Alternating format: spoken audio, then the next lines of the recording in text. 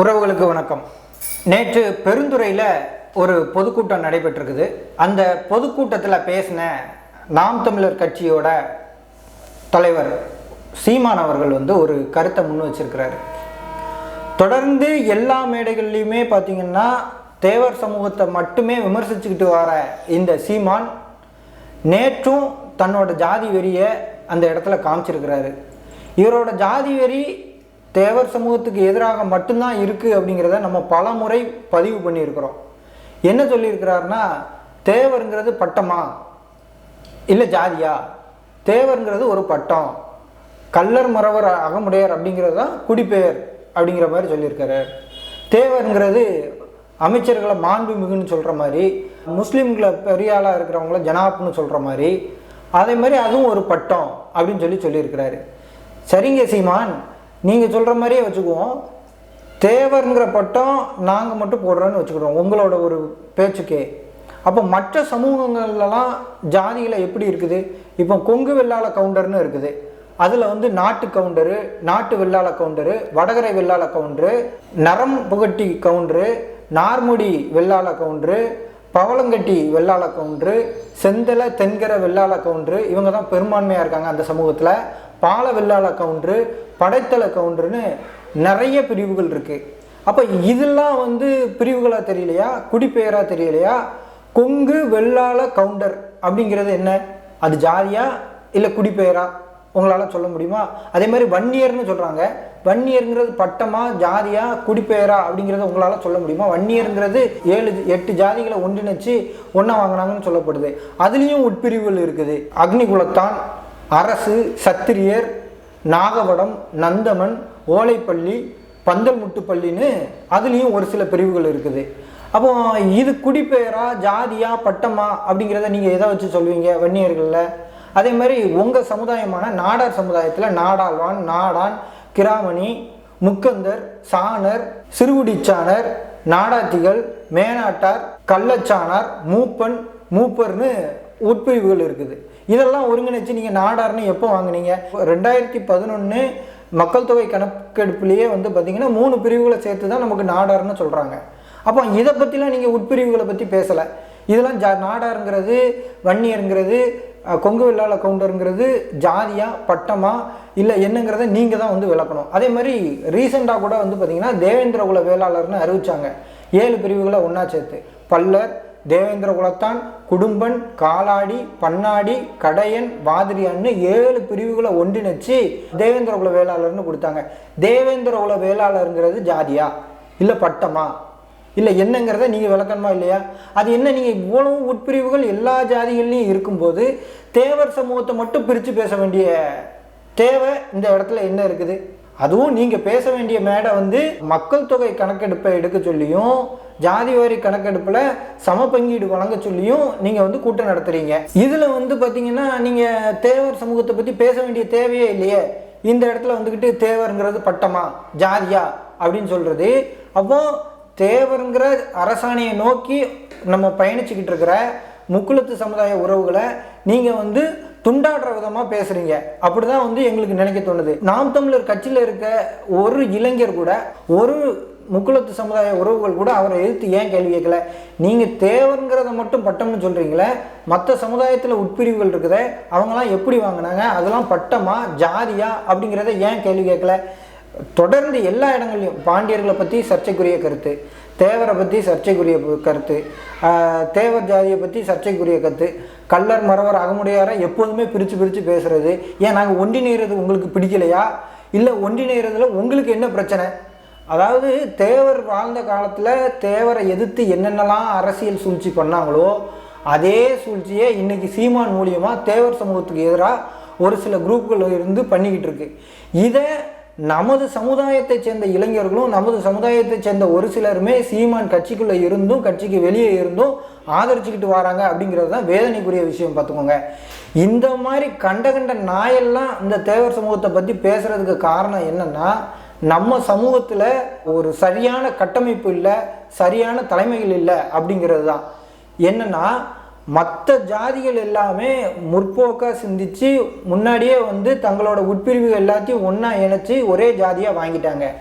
இப்போ நம்ம ஒன்றிணைச்சு ஒரே ஜாதியாக வாங்கணும் அப்படின்னு போராடிக்கிட்டு இருக்க நேரத்தில், அது மக்கள் மத்தியில் எழுச்சியாக வந்துக்கிட்டு இருக்க நேரத்தில் தேவருங்கிறது ஜாதியா பட்டமா அப்படிங்கிற ஒரு கேள்வி வருது.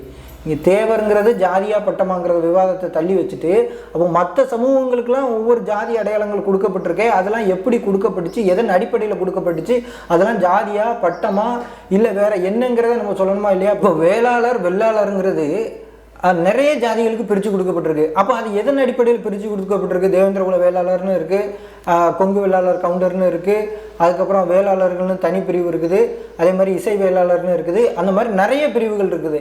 அப்போ அதெல்லாம் வந்து ஜாதின்னு நீங்கள் சொல்கிறீங்களா? வேளாளருங்கிறது ஜாதியா? அப்போ ஒவ்வொருத்தரோட சேர்த்துக்கிட்டாங்களா? அதெல்லாம் எப்படி சேர்த்துக்கிறாங்க? இதெல்லாம் அரசு அங்கீகரிச்சிருக்கிற இதெல்லாம் பற்றி கேள்வி கேட்காத சீமான் தேவர் சமூகத்தை பற்றி மட்டும் நீங்கள் வந்து தொடர்ந்து விமர்சிக்கிறதுக்கான காரணம் என்ன? நம்ம முதல்ல என்ன சொல்லிக்கிட்டு இருக்கோம், சீமான் வந்து தமிழ் தேசியம் அப்படிங்கிற பேரில் தமிழ் தேசியம் பேசக்கூடிய ஆட்களை பூரா அடையாளம் காட்டி அவங்கள பூரா இந்த சமூகத்துக்கு எதிரானவர்களாக கட்டமைச்சு கொஞ்சம் வளர்ந்து வரும்போது, அவரோட கட்சியிலே வளர்ந்து வரும்போது கட்சியை விட்டு அடித்து வரட்டினார். இப்போ தேவர் சமூகத்தில் உணர்வாளர்களா பற்றாளர்களா கொஞ்சம் வீரியமிக்க இளைஞர்களா அரசியல் புரிதலோடு இருக்கிறவங்கள தன் பக்கத்தில் தமிழ் தேசியம் அப்படிங்கிற போர்வையில் இழுத்து அவங்கள பூரா துண்டாடுற வேலையை இந்த சீமான் வந்து பண்ணிக்கிட்டு இருக்காரு. இது எவ்வளவு பெரிய சூழ்ச்சி அப்படிங்கிறத இளைஞர்கள், அந்த கட்சியில் இருந்தவங்க, இதுக்கு முன்னாடி பயணித்தவங்க, அவரோட பேசினவங்க பழகினவங்க தெரிஞ்சுக்கிட்டு ஒவ்வொரு கட்டமும் வெளியில் வந்துக்கிட்டு இருக்காங்க. உங்கள் கட்சியில் நீங்கள் கட்சியை ஆரம்பித்த காலத்திலேருந்து இன்னைக்கு வரைக்கும் பயணிக்கக்கூடிய ஒரு நபரை உங்களால் காட்ட முடியுமா? ஏன் தெரியுமா? நீங்கள் நேரத்துக்கு நேரம் நிமிஷத்துக்கு நிமிஷம் மாற்றி மாற்றி பேசுகிறது தான். இதை நம்ம கட்சி, அந்த உங்களோட கட்சியில் உள்ள பழைய நிர்வாகிகள் எல்லாருமே புரிஞ்சுக்கிட்டு ஒவ்வொருத்தராக வெளியில் வந்துக்கிட்டு இருக்காங்க.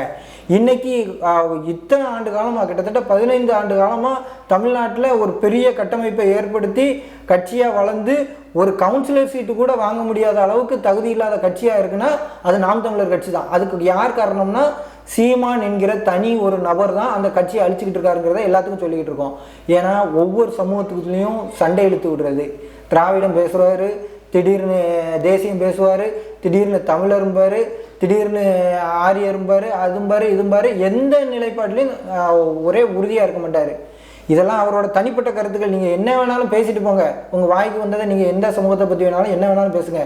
தேவர் சமூகத்தை பற்றி நீங்கள் இனிமேல் பேசுகிறத தவிர்க்கணும். நீங்கள் இதே வார்த்தையை வேறு ஏதாவது ஒரு சமூகத்தை பற்றி பேசுனீங்கன்னா செருப்பை சாணியில் முக்கி அடிச்சிருப்பாங்க. இங்கே அந்த மாதிரி அடிக்கிறதுக்கான ஆள் இல்லை, அதனால் நீங்கள் வந்து பேசிக்கிட்டு இருக்கீங்க. அதுதான் காரணம். இப்போது இங்கே வந்து நீங்கள் என்ன வேணாலும் பேசிட்டு நான் வந்து தமிழன் அப்படின்னு சொன்னோடனே இந்த சமுதாயத்தில் உள்ள இளைஞர்களும் இங்கே உள்ள ஒரு சிலரும் வந்து உங்கள் பின்னாடி வந்து கொடியை பிடிப்பான், கோஷம் போடுவான் அப்படிங்கிற எண்ணத்தில் தான் நீங்கள் என்ன வேணாலும் பேசுகிறீங்க. இதுவே எங்கள் சமூகமும், நீ ஏன்டா எங்கள் சமூகத்தை பற்றி பேசுகிற, உனக்கு என்ன அருகதை இருக்குது? தேவர் சமூகத்தையும் தேவர் சமூகத்தில் உள்ள உட்பிரிவை பற்றியும் பேசுகிறதுக்கு சீமானுக்கு என்ன அருகதை இருக்குது? சீமான் இந்த தேவர் சமுதாயத்துக்காகவும் இந்த கள்ளர் மறவர் அகமுடையாருக்காகவும் என்ன பண்ணியிருக்காரு அப்படிங்கிறத யாராவது ஒருத்தர் எதிர்த்து கேள்வி கேட்டிருந்தா நீங்கள் இந்த மாதிரி பேசியிருப்பீங்களா?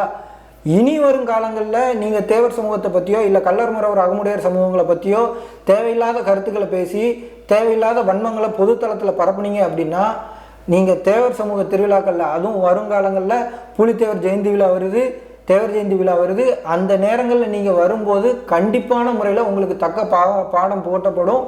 இது வந்து நான் ஏதோ பிஎம்டி மீடியாவில் நான் ஆர்வம்ன்ற ஒருத்தன் பேசுகிற கருத்தை நினைக்காதீங்க.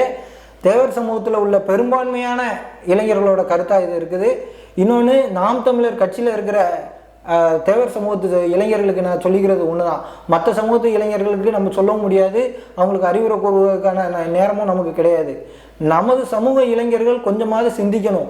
சீமான் சுயநினைவோடு தான் அரசியல் பேசுகிறாரா, இல்லை பண்பாடு பேசுகிறாரா, இல்லை வரலாறு பேசுகிறாரான்னு தெரியணும். எந்த ஆதாரங்கள் அடிப்படையில் அவர் பாண்டியர்கள் அப்படின்னு ஒரு சமூகத்தை சொல்கிறாரு, எந்த ஆதாரங்கள் அடிப்படையில் கள்ளர் மறவர் அகமுடையாரா தனித்தனியாக பிரித்து அவர் பேசுகிறாரு அப்படிங்கிறத பார்க்கணும். தேவர் அரசாணை வேணுமா வேண்டாமா அப்படிங்கிறத அவரோட நிலைப்பாடு என்ன, இதெல்லாம் வந்து நாம் தமிழர் கட்சியில் உள்ள தம்பிகள், அதாவது சீமானின் தம்பிகள் சீமான்கிட்ட கேள்வி கேட்கணும். அப்போ தான் அவருக்கு தெரியும். நாங்கள் வந்து தேவர்னு அரசாணை வாங்கி கள்ளர் மறவர் அகமுடையார் 3 சமூகங்களும் ஒன்று சேர்ந்தால் தான் பெரும்பான்மை சமூகமாக தமிழ்நாட்டில் இருக்க முடியும். அதனால் எங்களுக்கு நிறைய பலன்கள் கிடைக்கும், அரசோட சலுகைகள் கிடைக்கும். அப்படிங்கிறதுனால தான் இதை போராடிக்கிட்டு இருக்கிறோம். மற்றபடி தேவர் சமூகத்தில் இப்போ தேவேந்திர குல வேளாளர்களையும் கொங்கு வெள்ளாளர் கவுண்டர்லையும் நாடார்லையும் வன்னியர்னு சர்டிஃபிகேட் வாங்கிட்டு தேவேந்திர குல வேளாளர்னு சர்டிஃபிகேட் வாங்கிட்டு கொங்கு வெள்ளாளர் கவுண்டர்னு சர்டிஃபிகேட் வாங்கிட்டு உட்பிரிவுகள் நிறைய இருக்க தான் செய்யுது. அதை அப்படியே மெயின்டைன் பண்ணிட்டு தான் இருக்காங்க. அதே மாதிரி நம்ம தேவர்னு அரசாணை வாங்கி தேவர்னு சர்டிஃபிகேட் வாங்கிட்டு அந்தந்த உட்பிரிவுகள் அப்படியே தான் இருக்க போகுது. அதில் எந்த மாற்று கருத்தும் இல்லை. இதில் சீமானுக்கு ஏன் வலிக்குது? தேவருங்கிறது பட்டமா ஜாதியா அப்படின்னு சொல்லி ஒவ்வொரு இடத்துல பேசுறது, பாண்டியர் யாருன்னு பேசுறது அப்படின்னு சீமானுக்கு இந்த இடத்துல என்ன வேக்குதுன்னு நினைக்கிறேன். எந்த இடத்துல வேக்குது? ஒரு வேளை முன்னாடியே சொன்ன மாதிரி சீமானோட அரசியல் நோக்கங்கிறது தேவருக்கு எதிராக அவர் வாழ்ந்த காலத்தில் எப்படி நமது சமூகத்துக்கு எதிராகவும் தேவருக்கு எதிராகவும் அரசியல் கட்டமைக்கப்பட்டதோ அதே போல தற்போது தேவர் சமுதாயம் அப்படிங்கிற ஒன்றை உடைச்சாதான், பாண்டியர்கள் மறவர்கள் தான் அப்படிங்கிற ஒரு அடையாளத்தை உடைச்சாதான், கள்ளர்கள் தான் சோழர்கள் அப்படிங்கிற ஒரு அடையாளத்தை உடைச்சாதான் இங்கே அரசியல் பண்ண முடியும், இந்த பண்பாட்டை அழிக்க முடியும், தமிழ் பாரம்பரியத்தை அழிக்க முடியும் அப்படிங்கிற நோக்கத்தில் ஒரு சிலரோட ஏவலின் பேரில் சீமான் செயல்படுறாரோ அப்படிங்கிற ஐயம் நமக்கு வருது. இந்த கருத்து உங்களுக்கும் தோணுச்சு அப்படின்னா, நாம் தமிழர் கட்சியில் இருக்கிற நண்பர்களுக்கும் தோணுச்சு அப்படின்னா தயவு செஞ்சு கேள்வி கேளுங்க. உங்களை கட்சியை விட்டு வெளியில் வாங்க, சீமானுக்கு எதிராக கோஷம் போடுங்கன்னு தெரியல. சீமான்ட்ட சரியான விளக்கம் கேளுங்க. ஏன்னா நம்ம ஃபோன் அடித்தா எடுக்க மாட்டார், பதில் சொல்ல மாட்டார். நம்மக்கிட்ட நீங்களே வச்சுக்கோங்கப்பா, நீங்களே மறவர் தான் பாண்டியர்னு வச்சுக்கோங்க, நீங்களே தேவர்னு வச்சுக்கோங்கன்னு சொல்லிட்டு சும்மா சப்பா கட்டிட்டு போயிடுவார். ஆனால் மேடைகளில் போய் கண்டதெல்லாம் பேசுறது, அதை ஒரு ஊதாரிங்க 4-5 ஊதாரிங்க எடுத்து போட்டுக்கிட்டு அவர் அப்படி பேசுகிறார், சீமானே அப்படி பேசுகிறார், சீமான் என்ன கடவுளா, சீமான் சொல்லிட்டு எல்லாம் நடந்துருமா? அட்லீஸ்ட் ஒரு கவுன்சிலர் சீட்டு கூட வாங்க முடியல. இவன் பேசுகிறதெல்லாம் நம்பிக்கிட்டு அதை ஒரு பெருமையாக நினச்சிக்கிட்டாலே இது ஒரு குரூப்பு.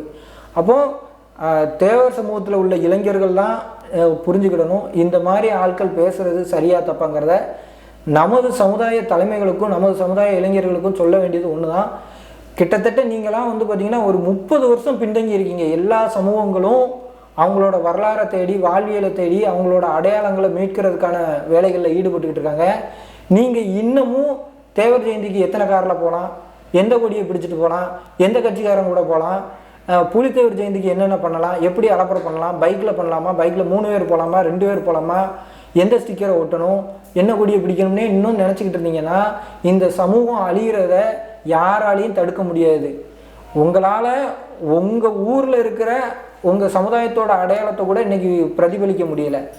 நம்ம தேவர் சமுதாய மக்கள் பெரும்பான்மையாக வசிக்கக்கூடிய பெரும்பான்மையான ஊர்களில் கிட்டத்தட்ட 80% ஊர்களில் பார்த்திங்கன்னா தேவர் சமுதாயம் வாழும் ஊர்னு சொல்லி கூட உங்களால் போர்டு வைக்க முடியலை. ஒரு தேவர் கொடியை பறக்க விட முடியலை. நீ எந்த கட்சி கொடியாக இருந்தாலும் சரி ஒரு கொடியை பறக்க முடியலை. ஏன்னா மற்ற சமுதாயத்தோட எதிர்ப்பு. மற்ற எல்லா கட்சி எல்லா ஜாதிக்காரனோட கொடியும் இருக்கும். நீ தேவர் சமூகத்தோட கொடியை மட்டும் நீ ஏற்றின அப்படின்னா உனக்கு எதிர்ப்பு வரும். போலீஸ் தடுக்கும், கேட்டால் உனக்கு எதிர்ப்பு இருக்குது, சட்டம் ஒழுங்கு பிரச்சனை ஏற்படும்னு.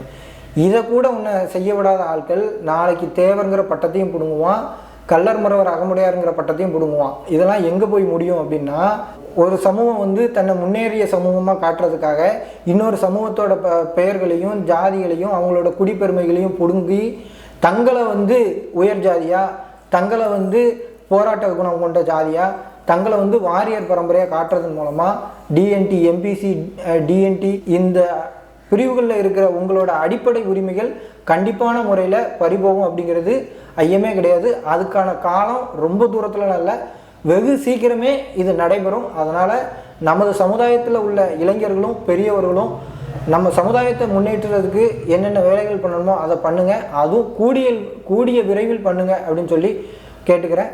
நன்றி, வணக்கம்.